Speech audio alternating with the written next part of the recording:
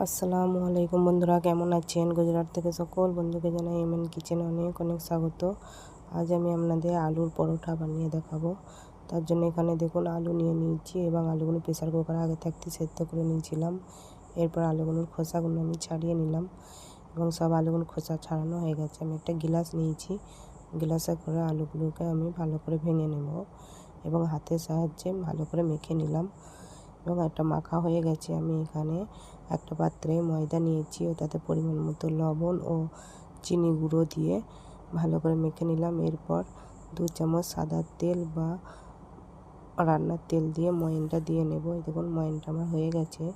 এরপর আমি অল্প অল্প পানি দিয়ে ভালো করে মেখে নেব। এই দেখুন অল্প অল্প পানি দিয়ে আমি ভালো করে মেখে নিচ্ছি ও একটা শক্ত ডো তৈরি করে নেব। এই দেখুন মাখা হয়ে গেছে এবং আমার একটা শক্ত ডো তৈরি করা হয়ে গেছে। আমি একটা ঢাকা দিয়ে 10 মিনিটের জন্য রেস্টে রেখে দিলাম। এইদিকে ওভেনটা জ্বেলে নিয়েছি, তাতে একটা কড়া দিয়ে নিয়েছি, তাতে তেল দিয়ে আমি লঙ্কা এবং গোটা জিরে ও কালো জিরে ফোড়ন দিলাম এবং তাতে ধনে জিরে গুঁড়ো ও একটা চাট মশলা দিলাম ও তারপর আমি আলুটা দিয়ে ভালো করে ভেজে নেব ও তাতে পরিমাণ মতো লবণ দিলাম, দিয়ে আলুটাকে ভালো করে ভেজে নিচ্ছি। এই দেখুন ভাজা আমার হয়ে গেছে এবং আলুটাকে আমি এবার তুলে নেব। তুলে নিলাম।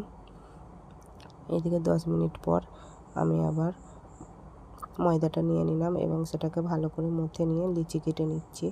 এই দেখুন লিচিগুলি আমার কাটা হয়ে গেছে। আমি এগুলিকে গোল করে নেব এবং এগুলিকে আমার গোল করা হয়ে গেছে। এরপর আমি এটাকে একটা বাটির মতো শেপ আকার করে নেব। দেখুন আমি গোল করে একটা বাটির মতো করে নিয়েছি এবং তার মধ্যে আলুর পুরটা দিয়ে নেব, দিয়ে মুখটা বন্ধ করে দেব। এই দেখুন আমি এইভাবে মুখটা বন্ধ করে নিলাম। একটা আলুর পুর ভর্তি লিচি তৈরি করা হয়ে গেল। সেমভাবে আমি আবারও একটা বাটি তৈরি করে নিলাম এবং আলুর পুর দিয়ে আমি আবারও মুখটা বন্ধ করে দেব। এটাও তৈরি করা হয়ে গেছে। এইভাবে আমি সব কটাই তৈরি করে নিলাম। এরপর আমি আটার চাকনি নিয়েছি, তাতে আমি তেল দিয়ে তেলটা ভালো করে মাখিয়ে নিলাম এবং একটা লিচি নিয়ে আমি একটা পরোটা বেলে নেব। এই দেখুন আমার একটা পরোটা বেলা হয়ে গেছে। জেলে নিয়েছি ও তাতে একটা তাওয়া দিয়ে নিয়েছি। তাওয়াটা গরম হয়ে গেছে, আমি পরোটাটা দিয়ে দেব। এরপর আমি আবারও একটা পরোটা বেলে নেব। বেলে নিচ্ছি এবং এই পরোটাটাও আমার বেলা হয়ে গেছে। এদিকে এই পরোটাটা আমি একটা পিঠ উল্টে নেব। এই দেখুন উল্টে নিলাম। এরপর আমি তেল দিয়ে দিলাম। তেলটা দিতেই দেখুন পরোটাটা কত সুন্দর ফুলে উঠেছে এবং এইভাবে আমি পরোটাটা ভালো করে এপিঠ ওপিঠ ভেজে নেব।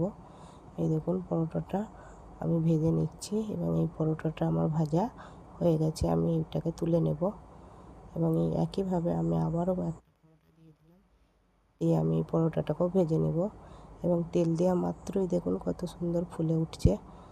এইভাবে আপনারাও বাড়িতে ট্রাই করে দেখতে পারেন। আলুর পরোটা খেতে চায় না এমন কেউ নেই, সবাই খেতে ভালোবাসে। এই দেখুন এই পরোটাটাও আমার ভাজা হয়ে গেছে, এটাকেও আমি তুলে নেব। এইভাবে আমি সব কটা পরোটাকেই ভেজে নেব এবং এই পরোটাটা এতটাই ফুলেছে যে মধ্যে মধ্যে ফেটে গেছে।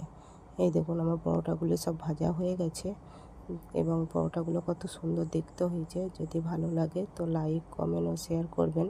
ভালো থাকবেন, দোয়া করবেন। আল্লাহ হাফেজ।